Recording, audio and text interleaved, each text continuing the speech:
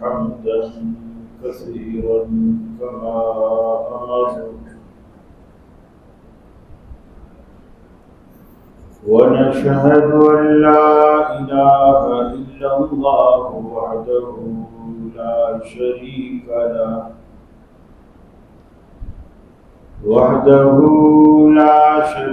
له في الخلق والأمر ونشهد أن سيدنا وسندنا محمدا عبده ورسوله المبعوث إلى الأسود والأحمر لتتميم مكارم الأخلاق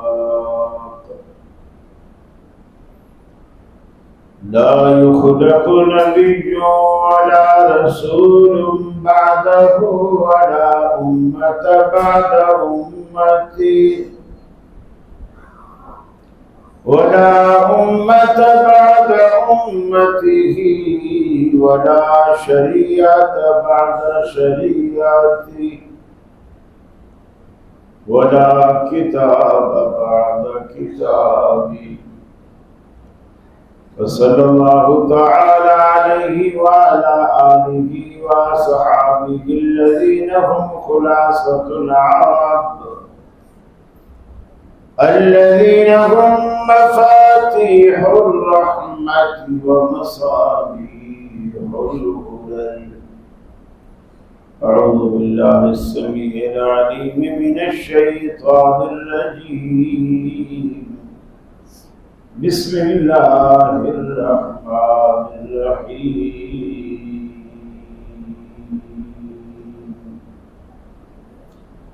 قد أفلح المؤمنون الذين هم في صلاتهم خاشعون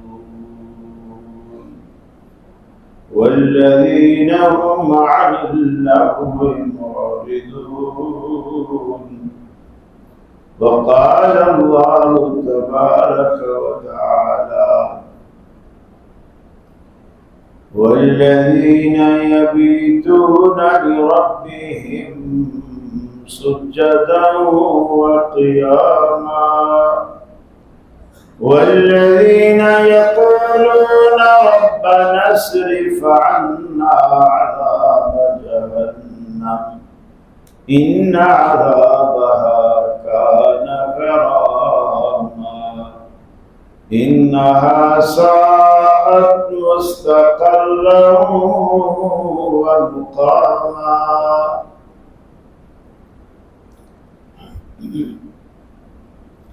अजीज साथियों दोस्तों, आप कुछ जुम्मों से नमाज और उसके अहकाम से मुताल्लिक़ गुफ्तगू सुन रहे हैं।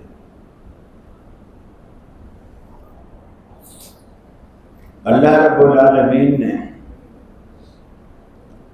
कुरान मजीद के 18वें पारे की बिल्कुल इब्तिदा में ये बात फरमाई कि मोमिन कामयाब हो। ये जो मोमिन की कामयाबी है ये किस चीज में है और किस बात से है, किस अमल से है? दुनिया के हर मैदान में हर बंदा चाहता है मैं कामयाब हो। नाकामी को कोई भी पसंद नहीं करता। छोटा बच्चा भी अगर वो केजी क्लास में भी आप डालेंगे ना, उसके भी दिमाग में ये बैठा होता है कि मुझे फर्स्ट आना है, फेल नहीं होना। इसलिए कि नाकामी, फेल होना और ये किसी भी शख्स को पसंद नहीं। और अल्लाह ये कहता है जो जन्नत मैंने बनाई और मैंने बतौर इनाम के अपने बंदों को देनी, उसमें सारे पास वाले जाएंगे, फेल वाला कोई नहीं जाएगा। اب یہ تو اور بھی ضروری ہو گیا ہے پاس ہونا تاکہ ہمیں جنت مل سکے۔ پاس کے لیے اللہ تعالیٰ نے انبیاء کا ایک طویل سلسلہ چلایا جو ہمیں قدم قدم پر بتاتا اور رہنمائی کرتا ہے کہ یہ راستہ جنت کو جاتا ہے اور یہ راستہ جہنم کو جاتا ہے، تاکہ بندہ قیامت والے دن یہ نہ کہہ سکے کہ یا اللہ مجھے تو پتہ ہی نہیں۔ حالانکہ اللہ نے جو عقل سلیم دی ہے بندے کو، پڑھا لکھا ہونا الگ بات، جو اللہ نے عقل سلیم دی یہ خود اللہ کی طرف سے عطا کرتا اتنا بڑا پیمانہ ہے کھوٹے اور کھرے کو پرکھنے کا، جانچنے کا، اتنا بڑا معیار ہے کہ ہم اللہ کا جتنا شکر ادا کریں کم ہے۔ اس لیے کہ دنیا کے معاملے میں ہم بالکل اتنے نہ بھی پڑھے لکھے ہوں، دکاندار ان کو ڈیلنگ اتنی اچھی آتی ہے، کوئی پڑھے لکھے نہیں ہوتے، بلکہ دکانداری اس کو ابا نے کرائی اس لیے دی ہے کہ وہ پڑھتا نہیں، نکما، لیکن جب دکان پہ بٹھا دیا اپنی دکان پہ وہ ایسا ماہر ہو گیا، پڑھے لکھے اس کے آگے بکیاں مارتے ہیں اور جو چیز نہیں بکتی اسے بیچ کے آتا ہے۔ اللہ تعالیٰ نے نبیوں کو جو بھیجا ہے انہوں نے یقین مانیے ایسے لوگوں کو گر سکھائے ہیں جنت میں جانے کے گر، جو پڑھے لکھے نہیں تھے، تعلیم کے نام سے بھی واقف نہیں تھے، نہ مدرسہ جانتے تھے نہ اسکول جانتے تھے، بعض تو ایسے تھے نہ معاشرے میں ان کی کوئی حیثیت تھی، نہ ان کے پلے پیسہ تھا۔ آج کل بھی تقریباً یہی حال ہے، مدرسے میں وہی بچے ڈالے جاتے ہیں جو کالجوں کی فیس ادا نہیں کر سکتے، یونیورسٹیوں کی مہنگی فیس ادا نہیں کر سکتے، اور بچہ بھی وہی ڈالا جاتا ہے مدرسے میں جو اور کوئی کام نہیں کر سکتا، ڈاکٹر نہیں بن سکا، انجینئر نہیں بن سکا، اتنے مارکس نہیں آئے، پڑھتا ہی نہیں تھا، نکالا۔ کچھ کاریگر کے پاس 2-4 دن بٹھائے تو اس نے بھی بھگا دیا، بولے یہ اوزار توڑتا ہے، خراب کرتا ہے۔ کسی کی دکان پہ کھڑا کر دیا تو 2 دن بعد اس نے بھی نکال دیا، بولے گلے سے پیسے چراتا ہے۔ اب مدرسے میں ڈال، اب جو کر رہے ہیں یہی کرتا ہے، چاہے مسجد کے گلے سے پیسے نکالے، کہیں سے نکالے، ہماری برابر سے۔ پھر لوگ یہ بھی اعتراض کرتے ہیں یار مدارس والے ہمیں کچھ دے نہیں رہے، یعنی ہم مدارس کا تعاون کرتے ہیں لیکن اس کے اگینسٹ میں مدرسے والے ہمیں کچھ دے نہیں رہے، ہمیں ثمرہ نظر نہیں آ رہا۔ بعض یہ بھی اعتراض کرتے ہیں کہ آج تک اتنی صدیاں گزر گئی، کسی مدرسے نے امام بخاری پیدا کیا، کسی مدرسے نے پھر دوبارہ قائد اعظم کو پیدا کیا۔ میں یہی اعتراض کرتا ہوں کہ جن یونیورسٹیوں میں، جن کالجوں میں لاکھوں روپے تم لگاتے، ذرا فیسیں تو ہو کہ رباب فیسیں۔ یہ آپ کے پیچھے سٹی پبلک سے جا کے پوچھو تو صحیح، بچوں کا انٹرویو کم اور ماں باپ کا انٹرویو زیادہ ہوتا ہے۔ آپ کرتے کیا ہو، آپ کی انکم کیا ہے، وہ یہ ججمنٹ کرتے ہیں کہ یہ بچے کی فیس پے کر سکیں گے یا نہیں۔ ان اداروں سے پوچھو تم نے کتنے علامہ اقبال پیدا کیے، تم نے کتنے قائد اعظم پیدا کیے، تم نے کتنے ہادی اور غالب پیدا کیے۔ یہ اعتراض دینی اداروں پر، اب رہی دینی اداروں کی بات کہ دینی ادارے وہ پروڈکٹ آپ کو اس لیے فراہم نہیں کر سکتے کہ آپ جو خام مال مدرسے میں ڈال رہے ہو وہ کیا ہے؟ بخاری ایسے تو پیدا نہیں ہوگا نا. جس بچے کا آپ نے سوچ رکھا ہے نا کہ میرے 6 بچوں میں یہ سب سے ذہین ترین بچہ ہے، وہ بچہ آپ مدرسے، پھر آپ رزلٹ مانگے مدرسے سے. دین کو ہم نے ایسی سطحی چیز سمجھ لیا ہے. حالانکہ یقین مانیے ڈاکٹری سے انجینئرنگ سے جنت نہیں ملنے کی، لیکن یہ جو آپ چٹائیوں پہ بیٹھے ہیں اس سے جنت ضرور ملے گی. یہ جنت ضرور ملے گی، بشرط کہ آپ تہیہ کر لیں کہ آپ نے پاس ہونا ہے، اور پاس ہونے کے لیے مجھے کچھ بھی کرنا پڑے نہ کروں. راتوں کو بچے نہیں کرتے، راتوں کو جاگتے، ماں باپ ڈانٹ کے کہتے ہیں بیٹا سو جا بہت ٹائم ہو گیا، رات کے 2 بج رہے تو ابھی تک بیٹا پڑھ رہا ہے، سو جا. جب جس کو جنت میں جانے کا جذبہ ہوتا ہے، ماں باپ سوئے ہوئے ہوتے ہیں، وہ بچہ اذانوں سے پہلے اٹھتا ہے، وضو کرتا ہے، مصلی بچھاتا ہے، خاموشی سے اللہ کی جناب میں کھڑا ہوتا ہے.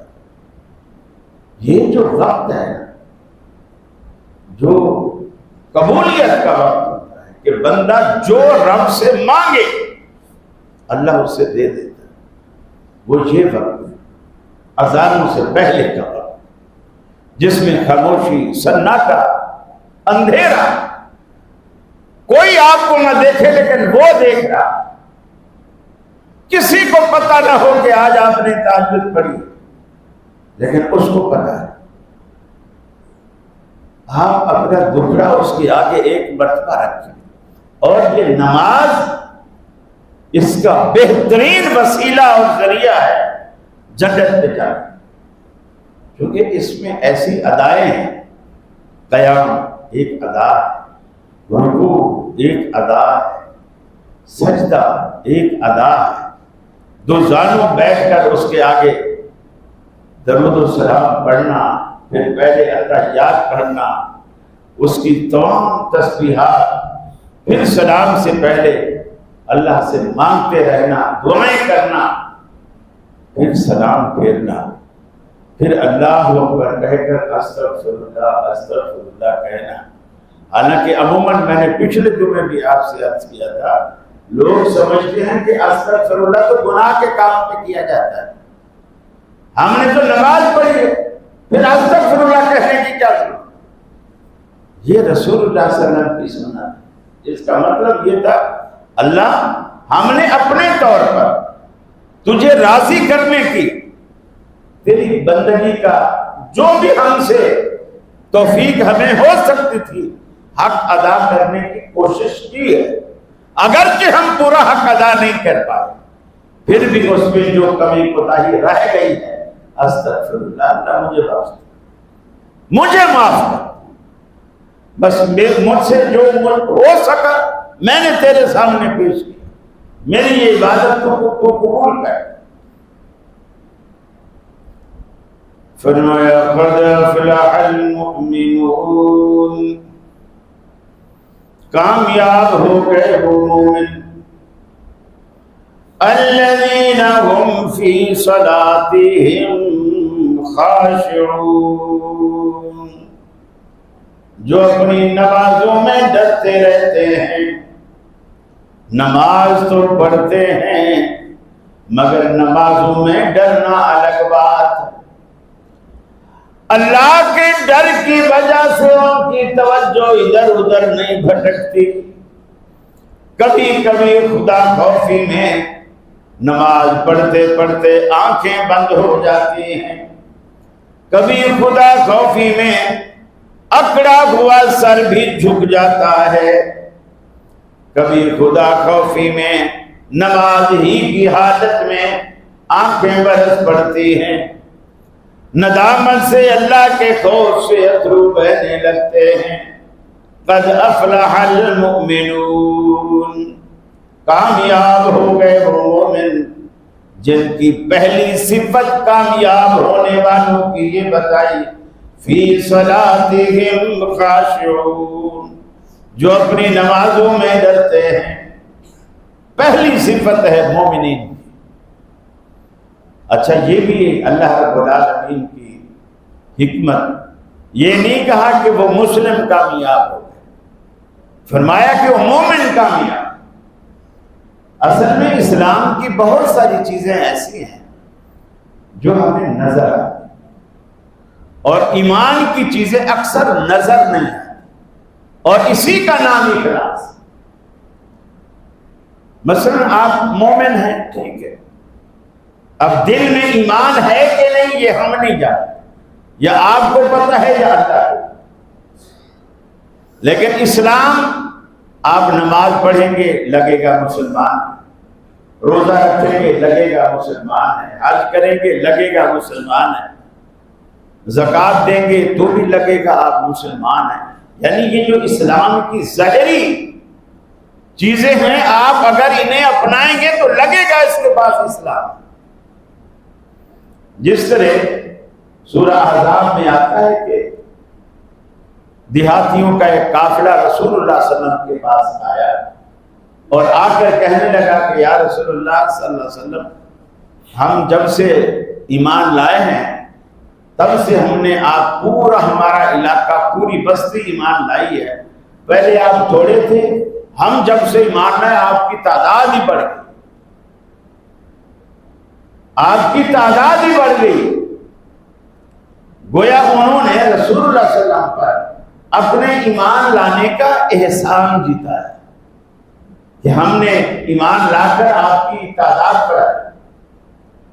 اللہ نے کہا وَلَٰكِنَّ اللَّهَ يَمُنُّ عَلَيْكُمْ أَنْ هَدَاكُمْ، اپنی پہلے سوچ ٹھیک کرو، تم نے نبی پر کوئی احسان نہیں کیا، اللہ کا احسان ہے جو اس نے تمہیں ہدایت دی۔ یہ اللہ کا احسان کہ اس نے تمہیں ہدایت دی۔ یقین مانیے دنیا میں بڑے بڑے پڑھے لکھے professor, doctor, P H D, engineer, سائنسدان، رب ان کی سمجھ میں نہیں آتی، رب کی توحید ان کی سمجھ میں نہیں آتی، شرک سے نفرت ان کے دل و دماغ پہ نہیں ہوتی۔ یہ یعنی کس قدر عجیب بات۔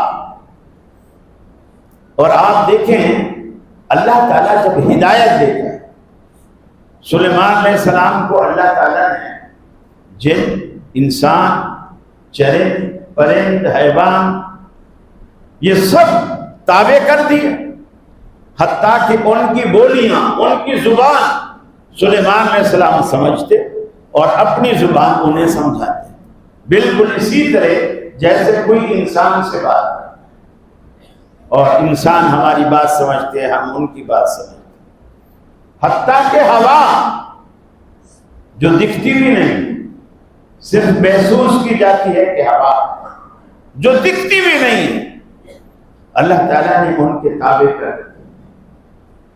اپنا تخت کہیں بھی ہوتا اس پہ بیٹھ جاتے اور ہوا سے کہتے اڑا لے چل، ہوا اڑا لیتی، وہی تخت اڑن کھٹولا بن جاتا، اور جہاں کہتے اتار دے وہیں اتار دیتے۔ یہ بادشاہت اللہ نے جو سلیمان علیہ السلام کو دی، دنیا میں کسی کو یہ بادشاہت نہیں، کسی کو بھی یہ بادشاہت نہیں۔ لیکن صبح جو ان کا ایک طریقہ کار تھا، سارے جو ان کے قافلے کے لشکر کے لوگ ہوتے، اس میں پرندے بھی ہوتے، انسان بھی ہوتے، جن بھی ہوتے، ان کی حاضری لگا۔ جب حاضری لگانے کا وقت آیا تو دیکھا کہ اس میں ہدہد نہیں ہے، جو ہدہد پرندہ ہے وہ نہیں ہے۔ یہ ہدہد جسے آپ پنجابی میں ترکان پکھی کہتے ہیں، لکڑیوں کو چونچ سے کاٹتا ہے، سوراخ کرتا ہے، اسی میں اپنا گھر بناتا ہے، اوپر چوٹی ہوتی ہے۔ یہ جتنا اونچا جاتا ہے اس کی نظر اتنی تیز ہوتی ہے نیچے دیکھنے کے لیے، جتنا اونچائی پہ جائے گا اتنا اس کو نیچے زیادہ نظر آئے گا۔ اور یہ پانی کو تلاش کرنے کے لیے حضرت سلیمان علیہ السلام اس کا استعمال کرتے ہیں کہ اپنی اڑان بھر اور ہمیں بتا کہ چشمہ کہاں ہے، یہ آ کر کے بتاتا۔ ایک دن جب حاضری لگائی تو ہدہد نہیں ہے۔ سلیمان علیہ السلام کو تشویش ہوئی، فرمانے لگے فقال ما لی لا اری الہدہد ام کان من الغائبین، مجھے کیا ہو گیا کہ آج ہدہد نظر نہیں آ رہا، میری آنکھوں کا کوئی قصور ہے یا ہدہد کا کوئی قصور ہے جو غیر حاضر ہے، مجھے کیوں نظر نہیں آ رہا؟ اور خود سزا تجویز کرتے ہیں اگر اپنی غیر حاضری کا معقول عذر پیش کیا تو ہم معاف کر دیں گے، اور اگر کوئی معقول عذر پیش نہ کیا تو اولا اذبحنہ، ہم اسے ذبح کر دیں گے، یعنی سزائے موت دیں گے، مار دیں گے۔ قرآن کہتا ہے تھوڑی ہی دیر گزری تھی، فَمَكَثَ غَيْرَ بَعِيدٍ، تھوڑی ہی دیر گزری تھی کہ ہدہد سلیمان علیہ السلام کی دربار میں آ گیا۔ سلیمان علیہ السلام میرے معاملے میں جلدی نہ کرو، میں آپ کے پاس ایک سچی خبر لایا ہوں، مجھے تاخیر بھی اسی لیے ہو گئی کہ میں ایک ایسا منظر دیکھتا رہا جو منظر دیکھنا نہیں چاہیے تھا۔ فقال احط بما لم تحط به وجئتك من سبأ بنبأ یقین، میں آپ کو ایسی خبر دینے والا ہوں، میں بتاؤں گا تو آپ کو پتہ چلے گا، میں نہ بتاؤں تو آپ اس سے ناواقف۔ ہدہد کا بھی یہ عقیدہ ہے کہ پیغمبر بھی اپنی طرف سے غیب نہیں جانتا، پیغمبر کو بتایا جائے تو وہ جانتا ہے، نہ بتایا جائے تو وہ بھی نہیں جانتا۔ اب یہ ہدہد کے دماغ میں یہ بات کس نے بٹھا دی؟ اللہ نے۔ آگے فرمایا اے سلیمان علیہ السلام، انی وجدت امرأة تملکهم وأوتیت من کل شیء، میں نے ایک ایسی قوم کو پایا جن کی سربراہ عورت ہے، جن کی سربراہ عورت ہے، اور وہ سربراہ سمیت پوری کی پوری قوم کیا کرتی ہے؟ یسجدون للشمس من دون اللہ، ساری قوم اللہ رب العالمین کے آگے سجدہ ریز ہونے کے بجائے سورج کو سجدہ کرتی ہے۔ وہ ان کی ملکہ سبا بھی پوری کی پوری قوم سورج کے پجاری ہیں اللہ کو چھوڑ کر۔ ہدہد کے دماغ میں یہ بات کس نے بٹھا دی؟ اللہ نے۔ ہدایت اس کی طرف سے ہوتی ہے، وہ نواز دے تو پرندوں کو نواز دے، وہ نہ نوازے تو بڑے بڑے پڑھے لکھے اسکالر مزاروں اور قبروں پہ ماتھے رگڑ رہے ہوتے ہیں۔ آپ کا ایک سابقہ وزیر اعظم بھی بیوی سمیت چوکھٹ پہ گرا، کتنی دیر تک سجدے میں پڑا، کتنی دیر تک سجدے میں پڑا۔ اور میں حیران ہوتا ہوں کتنے اہل حدیث تھے جو پھر بھی اس کی تعویلیں کرتے کہ نہیں، ان کا یہ مطلب نہیں تھا، وہ عبادت مقصد نہیں تھا، وہ عزت کرتے۔ آپ عزت میں بھی کسی کو سجدہ نہیں کر سکتے، تعظیم میں بھی سجدہ نہیں کر سکتے۔ نماز کی کوئی حالت آپ غیر کے سامنے نہیں کر سکتے۔ یہ جو یوں کر کے کھڑے ہوتے ہیں یہ بھی آپ اللہ کے سوا کسی کیا کہیں. اسی لیے ہم تلاوت کرتے وقت بچوں کو ہم یہ ہاتھ چھڑوا دیتے ہیں. ہمارے بچے یہ نہیں کرتے، حنفیوں بھی کرتے ہیں. ہم کہتے ہیں نماز کی کوئی شکل غیر اللہ کے آگے نہیں، اللہ کے آگے ہو. رکوع نہیں کر سکتے کسی کی، اس طرح بالکل ساکت جامد جیسے نماز میں اللہ کے آگے کھڑے ہوتے ہیں. جیسے اسکول میں اسمبلی ہوتی ہے تو اٹینشن کھڑے ہو جاتے ہیں، ہاتھ کا ایک دم، نہ دائیں دیکھو نہ بائیں دیکھو. یہ ہوئی نماز والی کیفیت ہے جو آپ قومیں میں کر رہے ہیں. نماز کی کوئی حالت آپ غیر کے سامنے نہیں کر.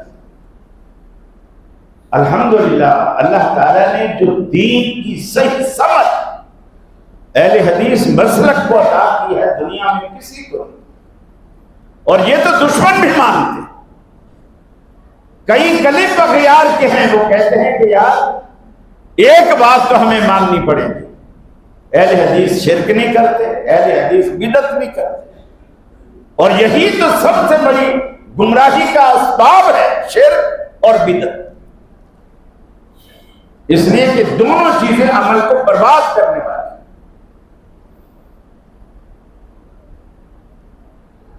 فرمایا والذین یبیتون لربہم سجدا وقیاما. اللہ کے نیک بندے وہ ہیں بے شک دکان چلائیں، بے شک دفتر چلائیں، بے شک فیکٹریاں چلائیں، پھر بھی یبیتون لربہم سجدا وقیاما. ان کی راتیں سجدہ کرتے، رکوع کرتے، قیام کرتے گزر جاتی ہے.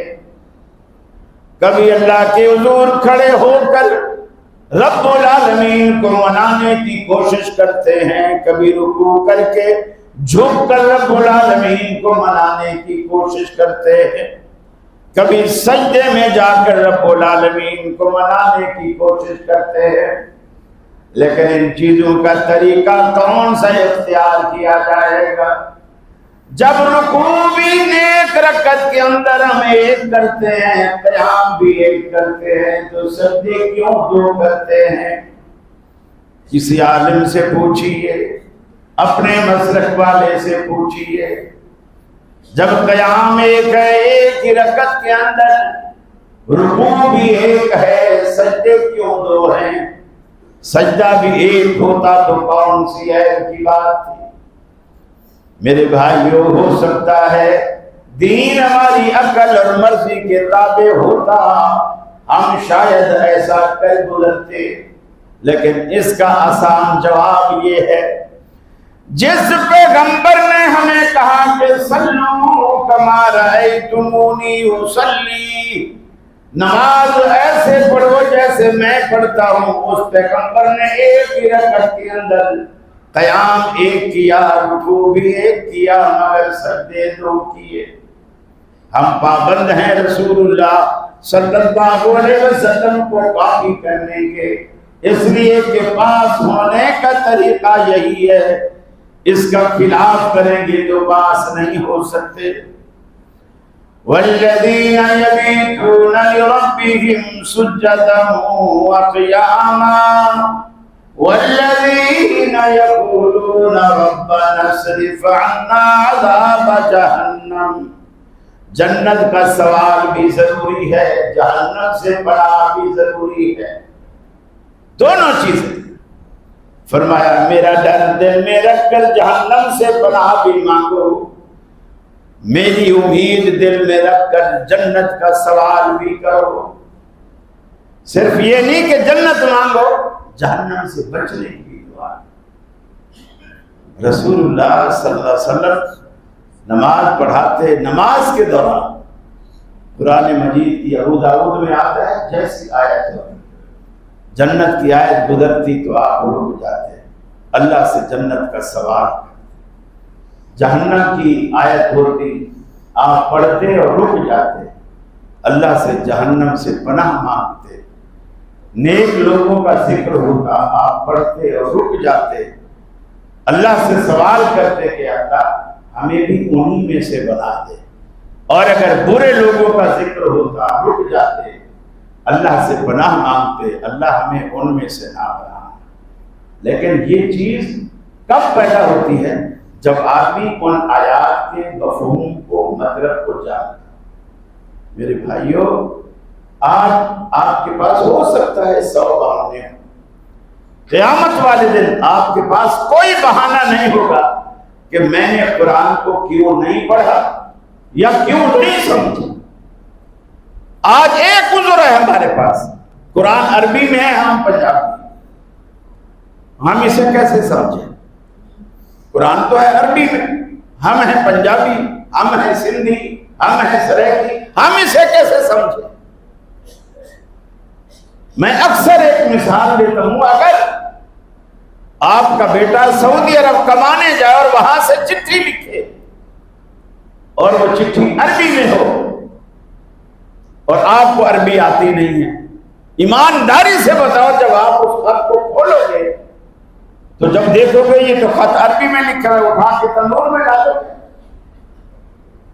نہیں، آپ مولوی تلاش کرو، ایسا بندہ تلاش کرو گے جو عربی کو جانتا ہو، اس سے بولو گے کہ اس خط کو پڑھ کے بتا میرے بیٹے نے کیا لکھا ہے، بڑے عرصے بعد چٹھی آئی ہے میرے بیٹے، مجھے بڑا انتظار تھا اس چٹھی کا، بتاؤ کہ بیٹے نے کیا لکھا ہے۔ میں کیوں پوچھوں گا کسی عربی والے سے؟ اس لیے کہ بیٹا میرا ہے اور مجھے بیٹے سے پیار۔ 1400 سال گزر گئے، اللہ کی یہ چٹھی جسے آپ قرآن کہتے ہیں، 1400 سال سے آپ کے پاس یہ چٹھی آئی ہوئی ہے، اور ہم نے اس لیے نہیں پڑھا، اس لیے نہیں کھولا، وہ تو بیٹا ہے، قرآن میرا کیا لگتا ہے؟ وہ تو بیٹا تھا نا، اس لیے میں نے اس کی چٹھی مولوی سے پڑھوائی، قرآن سے میرا کیا تعلق؟ میرے بھائیوں، یہ تعلق کا پتہ تب چلے گا جب ایک طرف جہنم دہکتی ہوگی اور ایک طرف جنت کی پھلواری نظر آئے گی، تب پتہ چلے گا قرآن کیا چیز ہے۔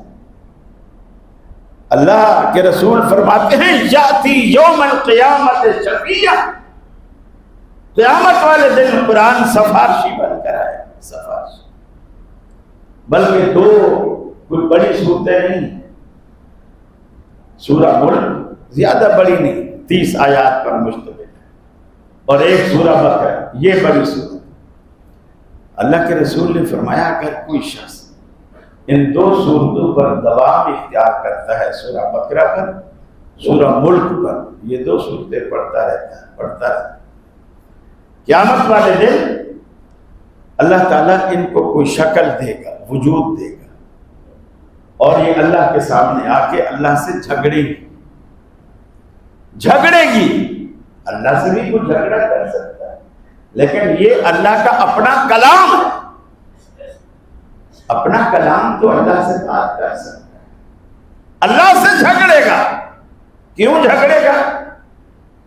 اس کو پڑھنے والا، سورہ ملک اور سورہ بقرہ کو پڑھنے والا بندہ دوزخ میں جا رہا ہے، گناہوں کی وجہ سے دوزخ میں جا رہا ہے، اور یہ دو صورتیں آئیں گی، یا الہ العالمین، یہ بندہ روزانہ ہمیں پڑھتا ہے، پھر بھی یہ دوزخ میں جا رہا ہے، اگر تو نے اسے نہیں بخشنا تو پھر ہمیں اپنے قرآن سے نکال، پھر ہمیں اپنے قرآن سے نکال۔ اللہ کے رسول فرماتے ہیں اللہ تعالیٰ ان کی لاج رکھے گا اور اس بندے کو بخش دے گا۔ اب آپ سمجھتے ہیں قرآن سے میرا کیا لینا ہے؟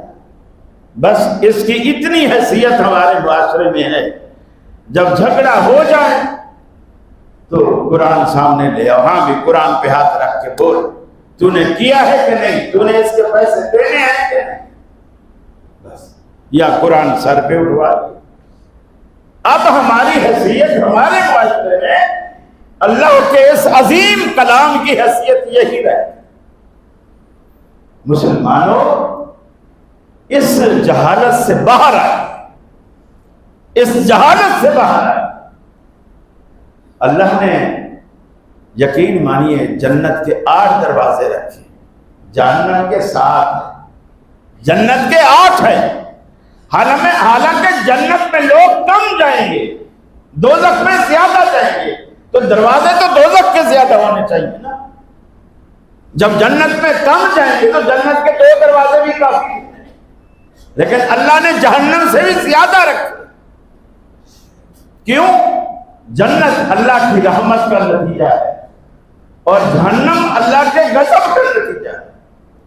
اللہ نے یہ بتایا ہے میرے بندو، تم جو کچھ بھی ہو، میری رحمت میرے غضب سے پھر بھی زیادہ ہے، میری رحمت زیادہ ہے میرے غضب سے۔ یہ جو سجدے میں، نماز میں، قیام میں، رکوع میں، یہ جو آپ کے آنسو ہیں، یہ دوزخ کی آگ کو بجھاتے ہیں، دوزخ کی آگ کو ٹھنڈا کرتے ہیں۔ آپ سمجھتے ہیں یہ بیکار چیزیں ہیں؟ کہیں آگ لگی ہو، آپ 10 بالٹیاں بھی ڈالیں تو نہیں بجھتی۔ آنسو کتنا ہوتا ہے؟ قطرہ اس ایک آنکھ سے، ایک قطرہ دوسری آنکھ سے، 2 قطرے۔ اور جہنم کی آگ دنیا کی آگ سے 70 درجے زیادہ تیز ہے۔ اللہ کے خوف میں بہنے والے آنسو کے 2 قطرے اتنی تیز آگ کو بجھا دیتے ہیں۔ آپ کو اور کیا چاہیے؟ لیکن یہ جو خوبیاں میں بتا رہا، وضو سے گناہ جھڑ جاتے ہیں، نماز سے گناہ جھڑتے ہیں، 5 وقت جو نہاتا ہو دن میں، آپ نے فرمایا اس کے جسم پر میل کا کوئی اثر نہیں رہتا۔ اسی طرح جو 5 وقت مسجد میں حاضری دیتا ہے نماز کے لیے، اس کے جسم پر گناہ کا کوئی اثر باقی نہیں رہتا۔ یہ جو اللہ تعالیٰ نے فائدے رکھے ہیں وضو میں، نماز میں، روزے میں، حج میں، عمرے میں، قربانی میں، زکوٰۃ میں، خیرات صدقات میں، تسبیحات میں، ذکر اذکار میں، اللہ کے نام پر کچھ بانٹنے میں، یہ جو فائدے اللہ نے رکھے ہیں صرف اسی عمل میں فائدے ہیں جو عمل رسول اللہ صلی اللہ علیہ وسلم کی سنت کے مطابق۔ اگر نماز نہ ہوئی سنت کے مطابق، بے شک نماز ہے، کوئی فائدہ نہیں، حج کا کوئی فائدہ نہیں، زکوٰۃ کا کوئی فائدہ نہیں۔ جہالت ہمارے معاشرے میں اس قدر ہے، ساری زندگی بازاروں پہ گزر گئی۔ بڑی بوڑھیاں جب حج پہ جاتی ہیں نا، حج پہ جاتی ہے، ان کو پتہ ہی نہیں ہوتا یہ حج ہے۔ پیسے ساری زندگی پیسے اکٹھے کرتے رہتے ہیں، کرتے رہتے ہیں، زکوٰۃ بھی نہیں دیتی اس پیسوں پہ۔ کیوں؟ میں نے حج کے لیے رکھی۔ بھلا وہ زکوٰۃ نہ دینے سے وہ پیسہ حرام ہو گیا، آپ حرام مال سے حج کرنے جائیں گی، آپ کو ملے گا کیا؟ پھر ذہن اس قدر گندا ہے، وہ جو مزاروں پہ جا جا کے جب بیت اللہ کے سامنے بیٹھتی ہیں، برابر والی سے پوچھ رہی ہوتی ہے، بہن یہ تو بتا، یہ کس پیر کا مزار ہے؟ یہ کس پیر کا مزار ہے؟ ساری زندگی مزاروں پہ گھومتے رہے، اب یہ سمجھ رہی ہے کہ یہ کسی بڑے پیر کا مزار ہے۔ جس کے ذہن میں یہ ہے کہ اندر کوئی پیر دفن ہے، یہ اس کا مزار ہے، اسے حج سے کیا خاک حاصل ہو، کیا ثواب ملے گا اور کیا بخشش ہو؟ وہ بلکہ اور گناہ چڑھا کے آگے، اور جو سال بھر کی یا زندگی بھر کی جمع پونجی تھی وہ بھی لٹا کے آگے، کچھ بھی نہ ملا۔ فرمایا اطیعوا اللہ واطیعوا الرسول ولا تبطلوا اعمالکم، اللہ کی اطاعت کرو، اس کے رسول کی اطاعت کرو، ان کا خلاف کر کے اپنے عملوں کو برباد نہ کرو۔ جب بھی تم اللہ اور اس کے رسول کے حکم کے خلاف کوئی عمل کرو گے، تمہارے عمل برباد ہو جائیں گے۔ کتنی بھی نیک اور خوبصورت تم نے کام کیے ہوں گے، سنت سے مخالفت ان کاموں کو برباد کر دیتی ہے۔ اللہ قرآن میں کہتا ہے الذین ضل سعیہم فی الحیاۃ الدنیا، ان کی ساری نیکیاں دنیا کی زندگی میں برباد ہو جاتی ہیں۔ وہم یحسبون انہم یحسنون صنعا، اور وہ اپنے تئیں یہ گمان کرتے رہتے ہیں ہم تو اچھا کر رہے ہیں۔ اللہ کہتا ہے وہ سوچ رہے ہم اچھا کر رہے ہیں، ہم ان کی نیکیاں دنیا میں برباد کر چکے ہوتے ہیں۔ دنیا میں بربادی کا مطلب کیا ہے؟ جب آخرت میں اللہ رب العالمین کی عدالت میں آتے ہیں، ان کے بیگ خالی ہوتے ہیں، نہ اس میں روزہ، نہ اس میں نماز، نہ اس میں حج، نہ اس میں زکوٰۃ، سارے بیگ خالی ہیں، اور اللہ کے دربار میں نیکیوں کے سوا کچھ چلنے والا نہیں۔ یہ آخرت کی کرنسی ہے، اور نیکیاں بھی کھری کھوٹی نہیں، یہ ذہن میں رکھیے گا۔ اور کھری نیکی وہی ہے جو سنت کے مطابق ہے، اور کھوٹی وہ ہے جو سنت کے خلاف، چاہے 10 مفتیوں کے فتوے کے مطابق ہو، چاہے 4 امام کے فتوے کے مطابق ہو، اگر کوئی 10 امام اور بھی ہوں تو چاہے اس کے مطابق ہو، اگر آمنہ کے لال کے فتوے کے خلاف ہے وہ کھوٹا سننا ہے۔ یہ جرأت اہل حدیث کے سوا کوئی نہیں کر سکے۔ میرے بھائیوں، ہم تقریباً ہر جمعے آپ کو ایک ہی دعوت دیتے ہیں، ایک ہی دعوت دیتے ہیں کہ دین سمجھو اصل ہے کیا۔ اور دیکھیے اللہ کے رسول نے کیا فرمایا، من صلی صلاتنا واستقبل قبلتنا فاکل ذبیحتنا فذلک المسلم۔ آپ نے فرمایا مسلم ہی وہ ہے من صلی صلاتنا، یہ نہیں فرمایا من صلی صلاتنا جس نے نماز پڑھی، نہیں یہ نہیں کہا، جس نے قبلے کی طرف رخ کیا یہ نہیں کہا، جس نے ذبیحہ کھایا وہ نہیں کہا۔ تینوں باتیں کیا فرمائی؟ من صلی صلاتنا، جس نے وہ نماز پڑھی جو ہم پڑھتے ہیں، ہمارے والی نماز، واستقبل قبلتنا، اس نے رخ اس قبلے کی طرف کیا جس قبلے کی طرف میرا رخ، فاکل ذبیحتنا، اس نے اس ذبیحے کو کھایا جس کو ہم تکبیر پڑھ کر دیا۔ اگر اس نے یہ تینوں چیزیں کر لی ہیں فذلک المسلم، پھر وہ مسلمان ہے۔ میرے بھائیوں، دین آسان ہے اگر نطق رسالت سے سمجھیں گے، اگر مفتیوں کے پاس جائیں گے تو پھر دین جیسی مشکل چیز کوئی نہیں۔ اللہ سے دعا ہے اللہ رب العالمین ہمیں ہر شر سے محفوظ فرمائے اور اپنے نبی کا اسوہ نصیب فرمائے، اور ہمیں یہ توفیق دے کہ ہم دین کو رسول اللہ صلی اللہ علیہ وسلم کی زندگی سے حاصل کرنے کی کوشش کریں۔ وآخر دعوانا ان الحمد للہ رب العالمین۔